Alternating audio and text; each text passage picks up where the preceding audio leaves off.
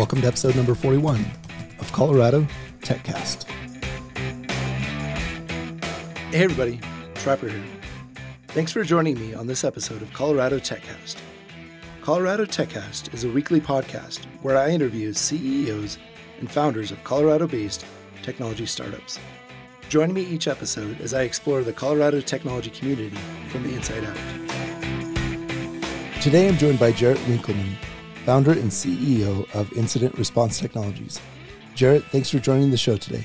Thanks for having me, Trapper. So what is IRT? So IRT is a technology company based here in the Denver Tech Center, and we really specialize in producing software tools for public safety organizations that allow them to better and more easily plan for, as well as respond to emergency incidents and planned events. So the way we accomplish that is with our core tool called the Rhodium Incident Management platform. And that's a software as a service based tool, so it's accessible from just about any web-enabled device, and it allows those public safety responders to easily access information that they already know about buildings or locations or special events going on in their jurisdiction, while also kind of participating in a collaborative decision-making process and recording those decisions during an incident. So things like where resources should be placed or where responders need to go, working through checklists, filling out some of their required paperwork during larger scale events or incidents for FEMA. So it really brings everything together that historically has existed in a 3-ring binder full of paper or frankly on a whiteboard during an incident, and puts it into one common, easy-to-use digital display. What was the reason for the name Rhodium? The name Rhodium was interesting when we first generated this original product. So back, prior to 2010, it was really initially oriented toward the search and rescue market, and then, then we had a fire version, and the thought process, the roadmap was you'd end up with, a law enforcement version of the system and a fire version of the system and a, search and rescue version of the system, et cetera. And around that time, there was also this big push and shift in the industry to unified command, interagency operations, not having disparate systems. And so we did a total rebuild of the technology in 2010, which is what kind of launched Rhodium as we know it today. And in that process, we said, well, we're just going to make one version, and we're going to make it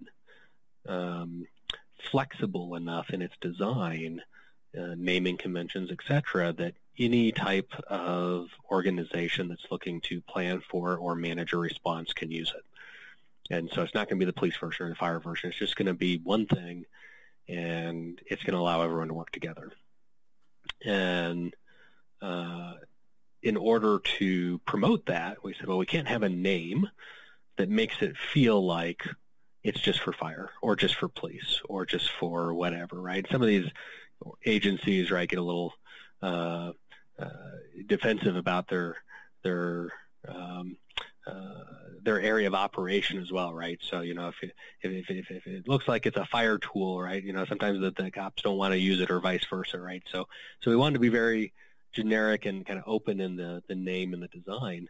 And at the time, as I mentioned previously, there was, some hesitation or concern in the market still at that point in time about cloud hosting, right, versus on-prem. And so my business partner at the time did some research and found that rhodium's an alloy that's very strong. And at some point in time, I don't know if it's true anymore, but at some point in time, it was an alloy that could be used as part of the production process of bank safes, and because of its strength. And so the thought process was, well, let's name it around the concept of data security. And so Rhodium actually represents kind of the security of where you're putting your data, and is intended to not be very specific into one of the markets that we serve. Mm-hmm. Oh, that's clever. I like that. So this is after an incident's occurred, right? So you've got the first responders showing up and you guys help coordinate all the activities and things like that, right? Yeah, so there's kind of a couple core functions to the product. One is the planning capability, which can be used to plan specific locations or buildings. It can be used to plan special events, so the county fair or the 4th of July celebration or sporting events.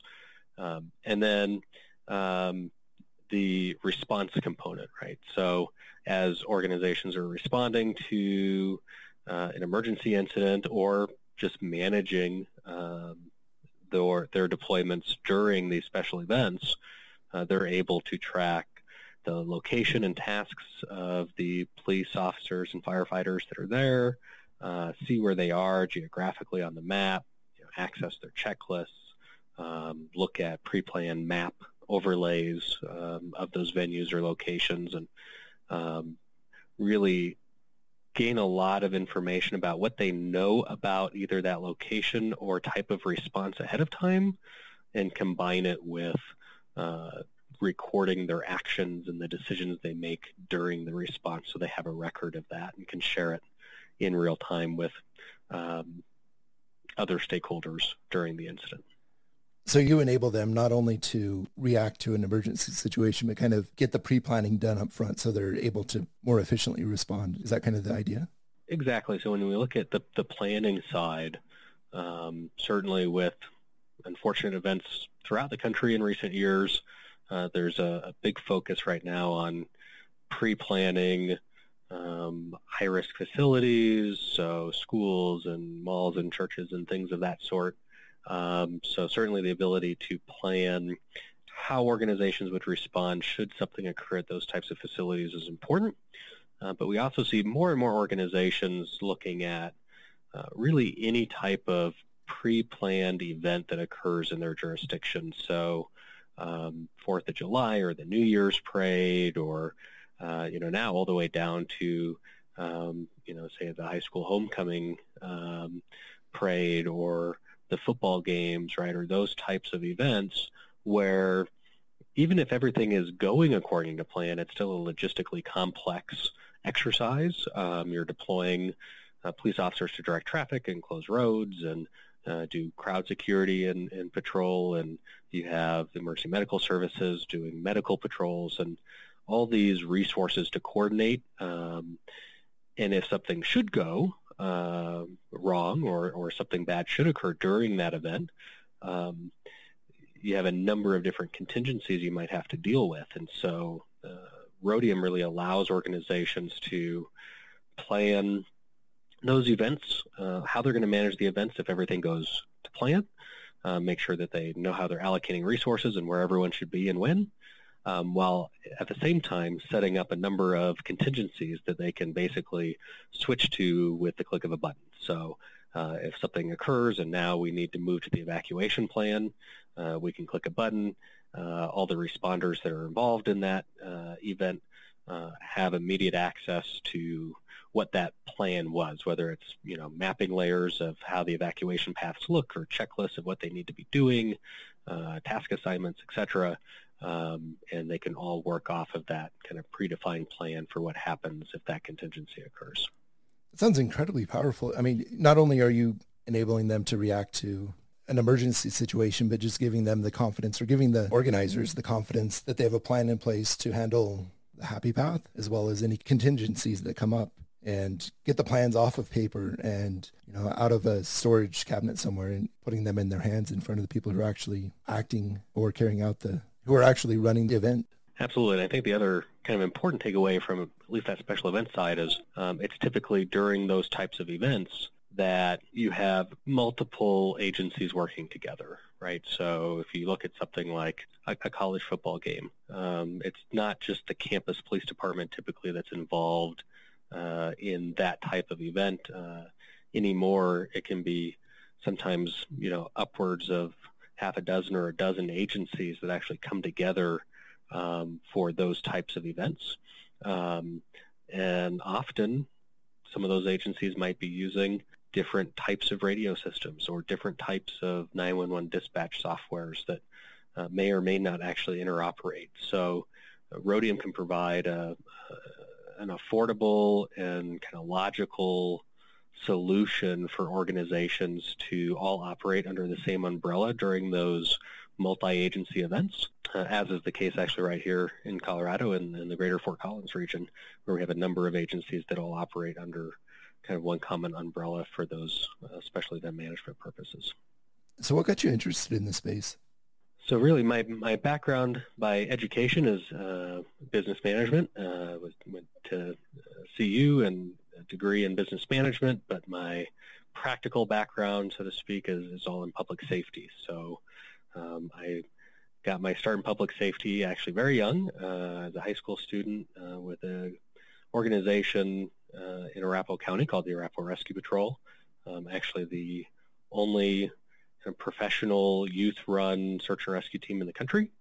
And so by the time I graduated high school, I already had 3 years of kind of public safety response ingrained into me, and that continued after that point, and resulted in me going to work for a number of public safety organizations thereafter. So I've worked for specialty rescue organizations, a number of EMS organizations in Colorado. I was a dispatcher for a law enforcement agency, dispatcher for an aeromedical organization in town. So I had the benefit of kind of seeing how incident response played out from the responder side, in the field, right, at the incident scene, but also from the communications and dispatch side, kind of the incident origination side, and then how information transferred between all of these different stakeholders throughout the course of an event. And what became evident was that there was a real need to digitalize and modernize what was really a very manual process, both at that time and today, by and large, still a manual process, which is that pre-planning and actual kind of accountability and task management during an incident. So you said you got this kind of started as a hobby, right? So it sounds like obviously your background is in this line of work, seeing the shortfall of what existed versus what we could achieve with technology. Is that what led you to start this, or tell me about that? Yeah, so when the company first got its launch, which was in 2005, it really was just that, a hobby. Both my business partner and I at the time were in college, taking full-time college courses, also working full-time jobs on the side, volunteering for different public safety organizations on top of that.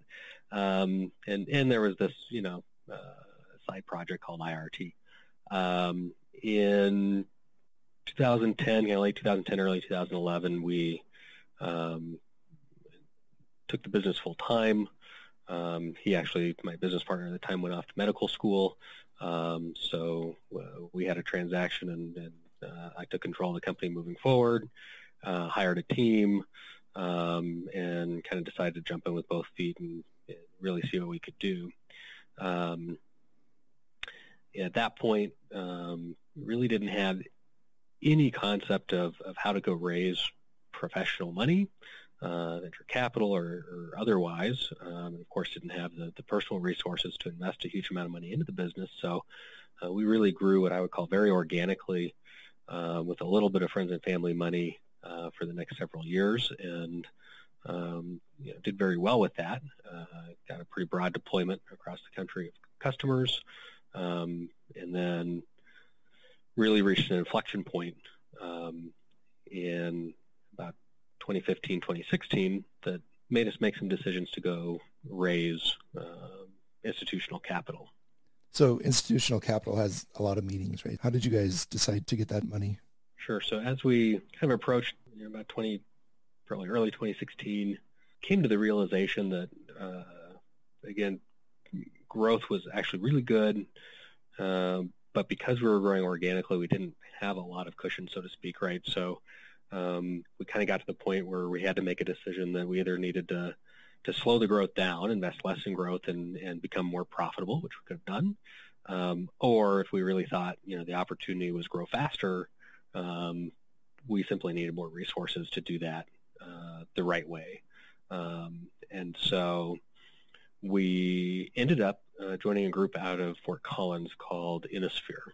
Innisphere is an accelerator for primarily science and technology companies focused exclusively in Colorado.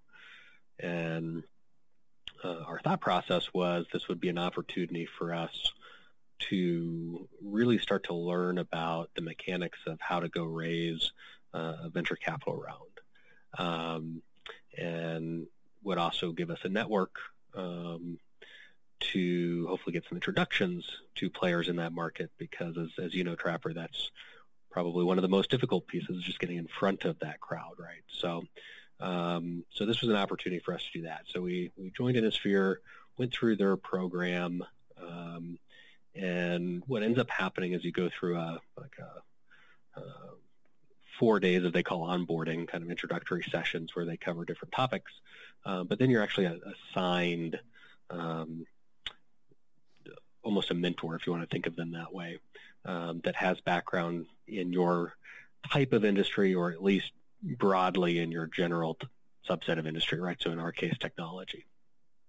And they help kind of guide you through whatever your goal is in the accelerator program. So our goal was to go raise money. So they helped us get in front of investors, get in front of some of the angel groups in town, that type of activity. It just so happened that in the meantime, kind of as all this was going on, Innisphere was actually raising a fund called the Innisphere Fund, which was going to be used exclusively to invest in Innisphere companies. And through that process, we got to know Innisphere quite well. They got to know us quite well. And that actually culminated in the Innisphere Fund leading our seed round in October of 2017. And we were the first investment that the Innisphere Fund made. So that was really exciting for us, and I think really exciting for them as well. So with the Innisphere, they've got a portfolio of advisors that you can tap into. So did you find market-specific advice in there, or what was your experience with advisors? Yeah, they have a number of advisors available, and I don't know the number off the top of my head, but it's dozens, if not, maybe upwards of 100 different advisors come in their network. And a handful of those actually serve in full-time or kind of pseudo-full-time capacities within Innisphere, so they're kind of very readily available. And others are truly, just in their network, right? So folks that they could call on for advice or strategy sessions, or all the way up to, paid consulting roles or fractional positions and things like that if a business had that need. So we've been able to leverage that network, I think, very well for everything from, if we have a problem we want to work through, or a question we want to work through around marketing, what's the next campaign look like, or how do we put more resources into, as an example, right now we're getting much more traction from the enterprise space. That's inbound traction coming to us. It's not a market we've ever gone after directly, right? So how do we think through maybe moving into some of these other markets and bringing people together that have experience in those markets and have some of that expertise to brainstorm, talk through different pros and cons of how you go about that type of business, et cetera, is really valuable. And like I said, it can go all the way up to, if there's a certain project or something that you need to bring, say, a true consultant in for, many of the folks in their network would probably meet that need. How do accelerators work in terms of like ownership? They take a stake in the company. Is it for a specific period of time, or how long will you have the support base at Innisphere?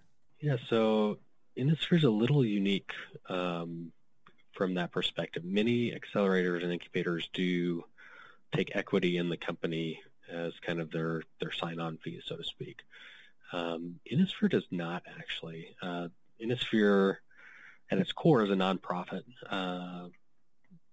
and there's you can almost think of it as a membership fee or a subscription fee, if you will, to be part of their program.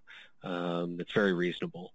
And so we were able to join the program, just simply pay the membership fee to be a part of that, and we can, choose to exit that program or stop paying that fee anytime we want. So it's actually really flexible from that perspective.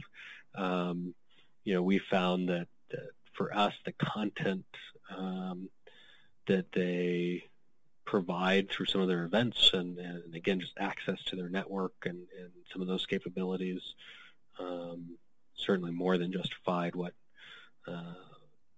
it cost us. And certainly was far, far less than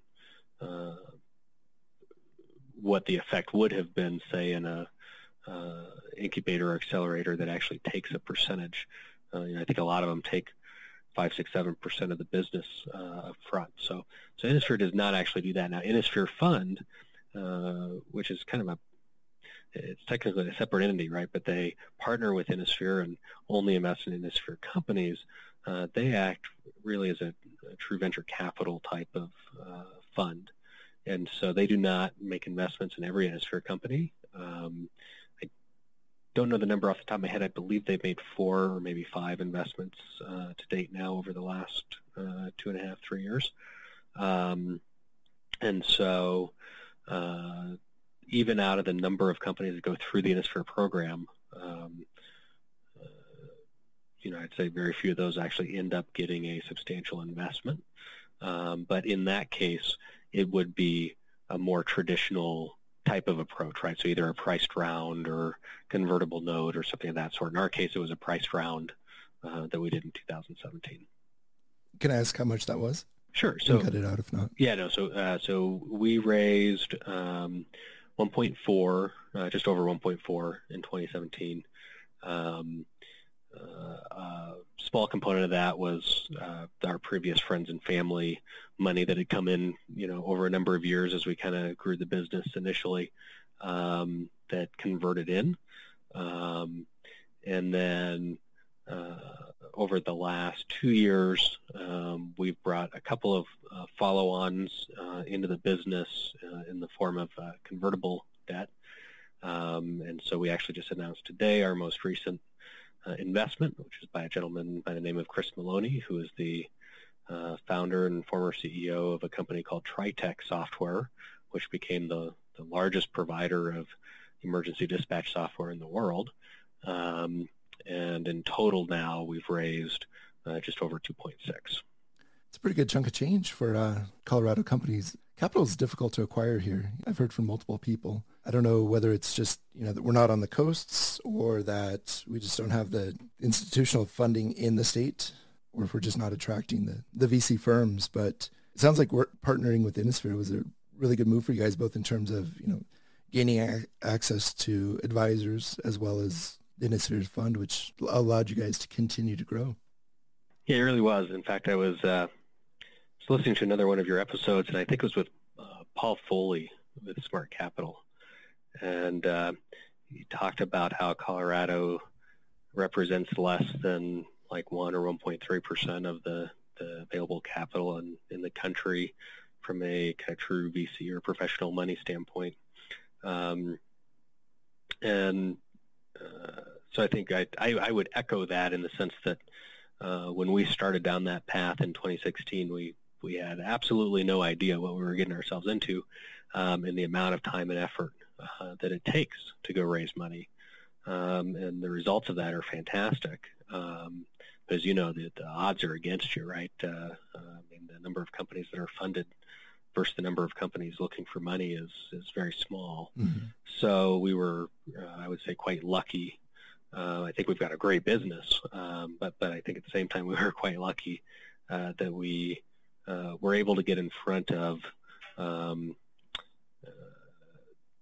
investors and partners that shared a belief in our vision, that saw the opportunity, that saw the need in the market.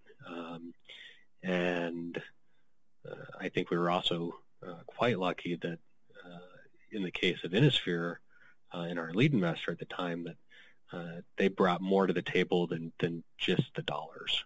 I think it's super critical for companies, especially at our stage, so early stage, kind of seed, Series A, et cetera, that you look for partners and investors that are going to bring more support and capability to the business than just the money. And we certainly found that, through the network of advisors, through the resources that they've been able to provide to connect us to not only business advisors and connections, but sometimes potential customers or prospects. And of course, they picked up a board seat in that process, so it's allowed us to mature some of our governance processes. But again, just to have a strong partner that shares the vision and sees the opportunity and very much wants to see success in the business has been a really positive experience for us. Yeah, absolutely. So before we started recording this, you brought up the fact that that Colorado is home to a number of, I'm not sure what you would deem the business, but emergency first responders. Why do you think that is? Do you have any insight on what it is about Colorado that makes that an attractive home for it, or is it just grassroots? What do you think? That's a good question. I don't have the answer to that, but Colorado is indeed home to a number of public safety related companies, and many of them very large. When you look at companies like in Trado, which was bought by West, really built out a lot of the 911 infrastructure in the country. AMR, of course, the largest ambulance provider, I think, in the country. We have the largest air medical provider in the country, I think, Air Methods Corporation. So, we also have some unique organizations, right? Like Flight for Life, the first air medical, field helicopter group in the country. So there's an interesting kind of public safety network and environment in Colorado, and it's an exciting thing to be a part of. Definitely. So to continue on with that, what does the market space look like for tools like Rhodium? That makes sense? It's an interesting market. It's interesting in the sense that where we kind of fit in the puzzle is, I would say in the grand scheme of things, a relatively new kind of point of interest or traction for most organizations. When I say new, I mean over the last few years. Agencies have spent a lot of time and a lot of money over the last, decade, a couple decades, in really perfecting and putting in place dispatch systems that are very capable and very effective, 911 call-taking systems that are very effective. And on the other side of that, the records management systems that actually, produce the records and reports after the fact. But what's been interesting is that the space in between the dispatch system that really gets responders to an incident and the record system that they fill out when they get back to the station or back to the police car after the incident, that space in between has remained manual. Again, whiteboards, pen and paper, sometimes nothing at all, for probably the majority of agencies. So when we go out and sell a new client, the vast majority of the time our competition is pen and paper. There are some other companies in the market offering incident management solutions, of course, and some of them are oriented toward the very, very large incidents. Some are more oriented toward the very small incidents. We differentiate really in being a tool that can scale between those small and large incidents very easily. Having been responders, many of us ourselves, we know how important and critical it is to build what we would call muscle memory. If you're going to an incident at 2:00 in the morning, that's not the time to be learning how to use a system.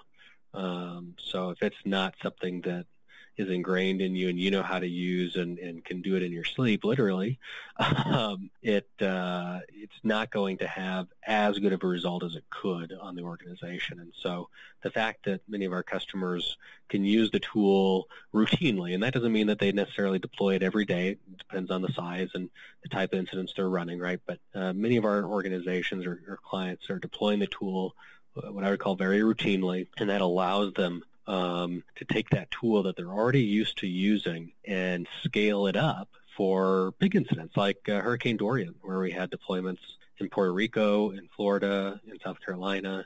But all those organizations were simply using the tool that they use routinely for smaller day-to-day incidents. So it sounds like it's very easy to get up and running. It doesn't require a lot of heavy infrastructure, which is important when you're trying to get something out quickly. So what does your typical customer look like? Are they large agencies, or do you have like smaller agencies as well? Yeah, we've, again, seen a pretty wide variety when it comes to size and type of organization. I think that really lends itself to the fact, or I guess the composition of the software lends itself to that, I should say, because of our capability to scale and because of our ease of use. So one thing that was really important to us and to me from the outset of the company was that the tool be affordable. A lot of my background, probably more than half or maybe more than half of the agencies I've worked for have been in a volunteer capacity. And if you look at the country, something like 80% of the fire departments in the country are volunteer or some kind of combination, or hybrid between paid and volunteer staff. And so we really wanted to make sure that we didn't put together a tool that could only be used by the major metro cities, and the smaller cities, 30 minutes outside of town couldn't have access to the same capability because they couldn't afford it. Many tools, are that way, right? And so our approach to pricing, which is based on the number of users in the system, so it naturally scales with the size of the organization, makes it possible for small, 1 or 2 station fire departments to use the same tools that a major metro or, large county with millions in populace are using. And so that really represents our client base. We're in small volunteer organizations with, maybe 10 or 20,000 residents in their jurisdiction to jurisdictions that are, well over 1 million in population. And we have a very, what I would call balanced or even mix kind of between the law enforcement and fire component of our client base. And now some new types of clients where we're getting a lot of higher education institutions, particularly institutions that have football teams for game day. And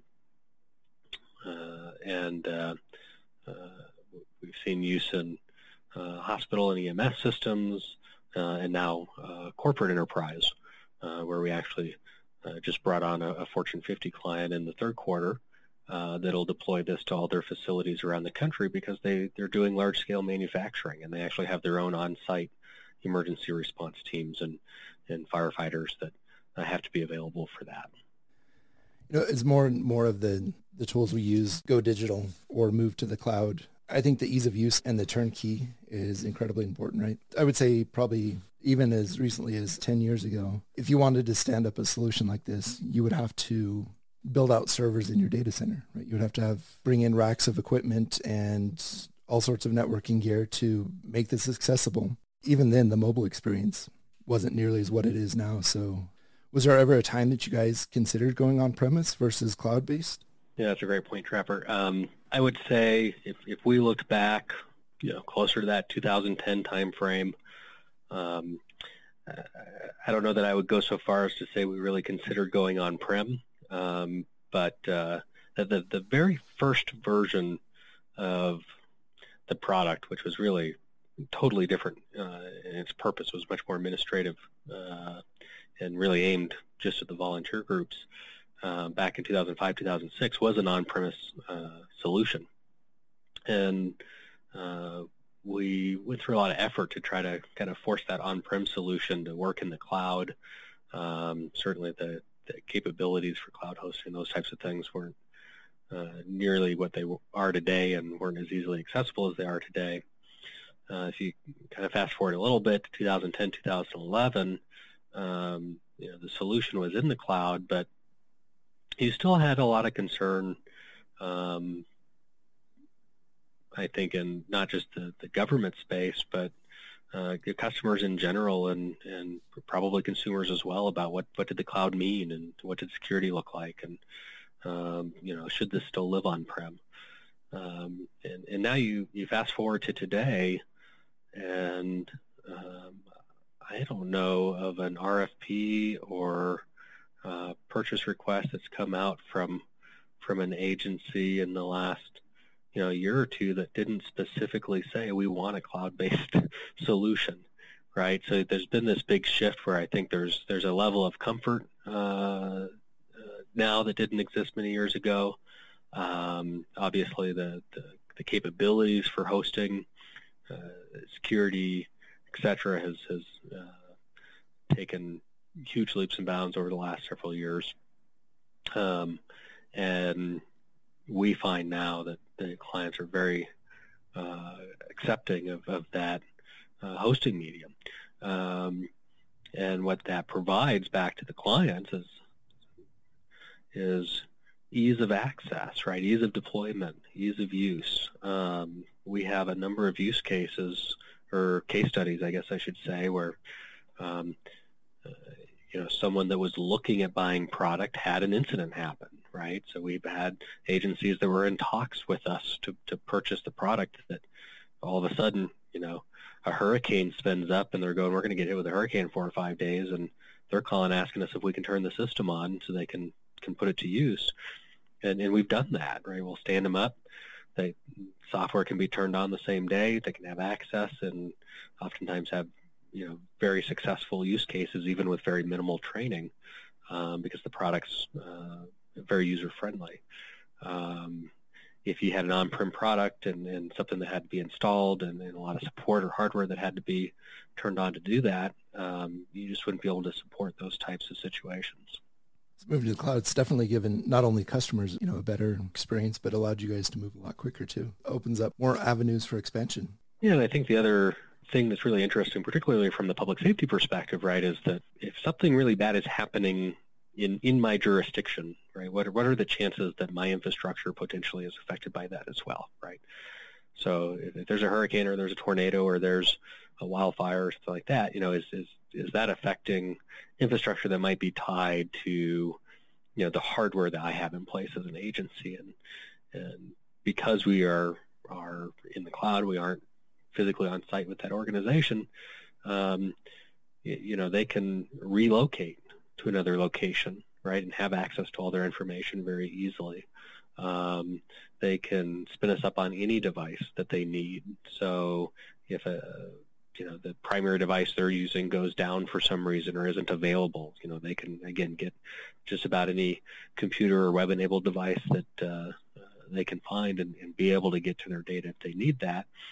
And likewise, we have situations where, a good example, where a hurricane was impacting the East Coast, and we had a client that was an EMS, so an ambulance organization in another state in the Midwest that deployed resources as part of the federal response system to go down and help with that event. And many public safety software solutions are really focused around a jurisdictional specific kind of approach, right? So they'll have mapping or capabilities specific to that city, but you can't really build out things beyond that. Well, Rhodium you could use anywhere. The mapping is worldwide, et cetera.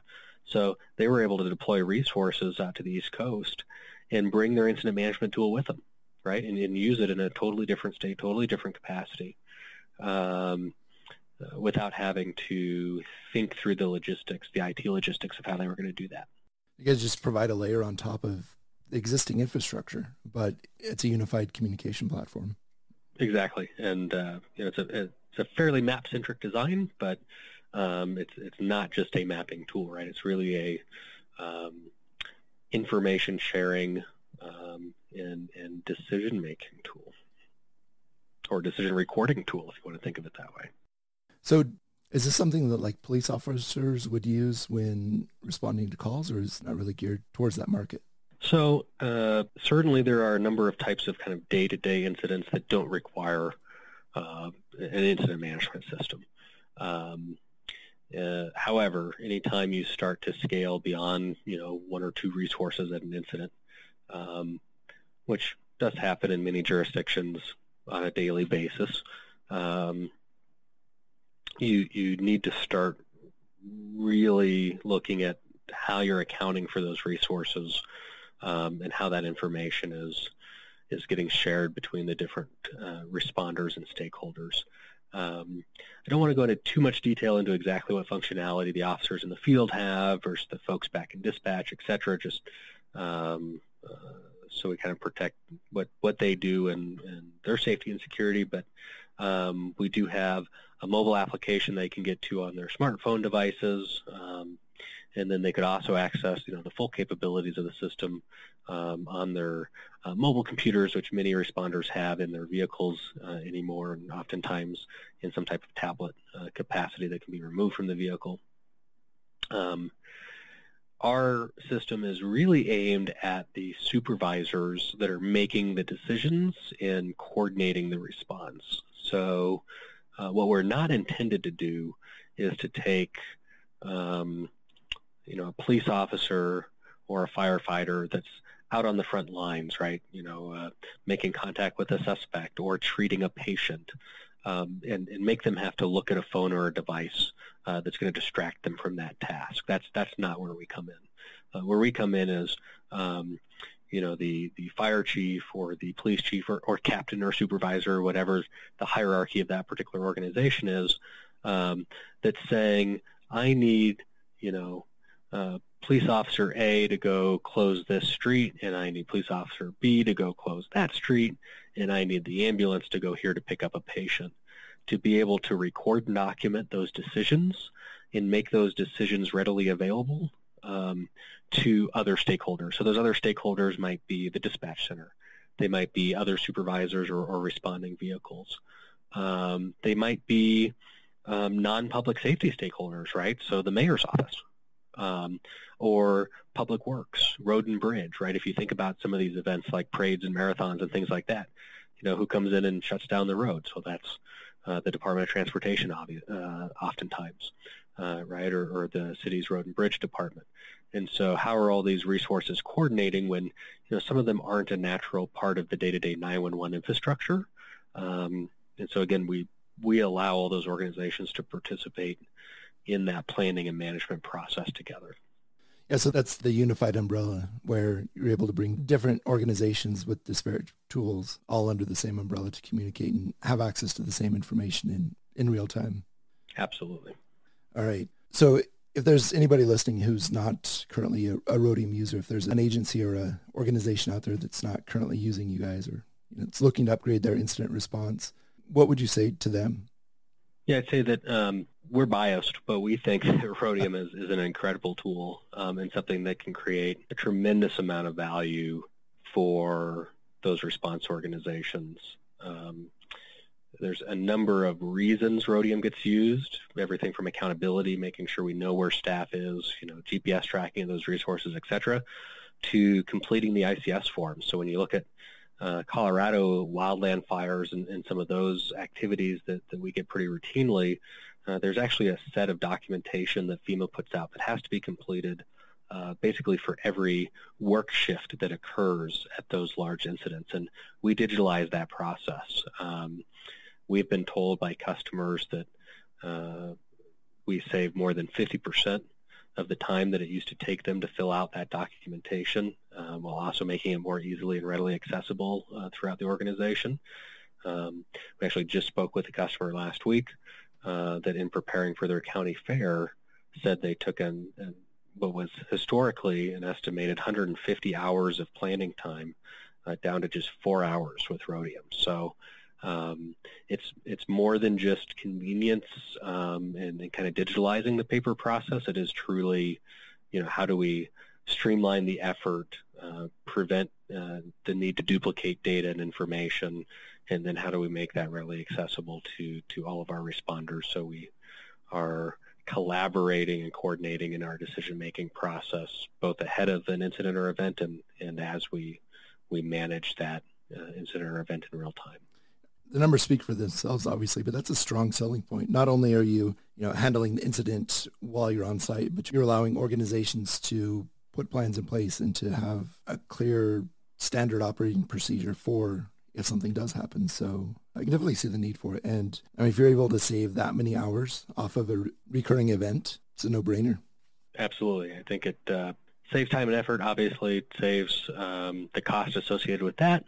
But also remember that these organizations oftentimes are eligible, whether it be for grant money or reimbursement for large-scale, say, state or federal disaster declarations during some of these events.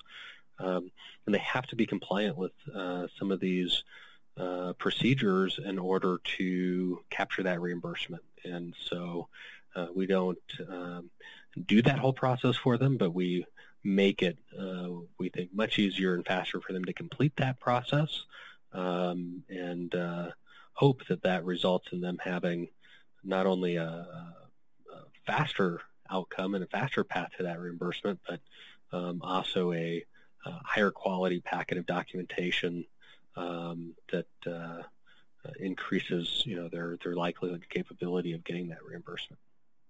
So what does the future look like the next 18 months for you guys? So we're really in growth mode right now. As I mentioned previously, we've just closed out another tranche of investment, which is great because that extra capital allows us to take a couple of extra growth steps a little faster than we would have otherwise, and also brings, a great, strategic mind into the business in Chris Maloney. But right now we have a couple of positions open. We are looking for talent both on the engineering side as well as on our sales team right now, primarily in our sales development roles. But we anticipate having some account executive positions available relatively soon. So we are fairly constantly accepting, resumes of folks that might have future interest in working with the business.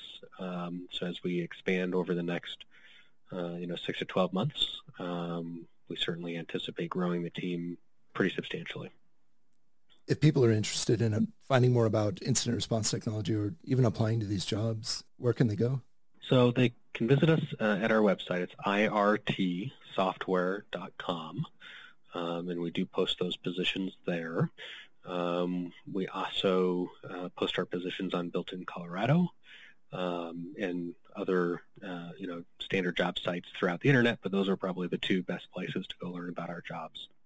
We will get links to all of those in the show notes. Jarret, I want to thank you for coming on the Colorado TechCast. I always like hearing the stories of non-technical founders, right? Because they have a true passion for what they're doing, and most often or not, they would be a customer of their own product had they not built it. So I enjoyed hearing about what you guys are doing and learning more about, the incident response landscape out there. So I wish you guys the best of luck in the future and expect to see good things.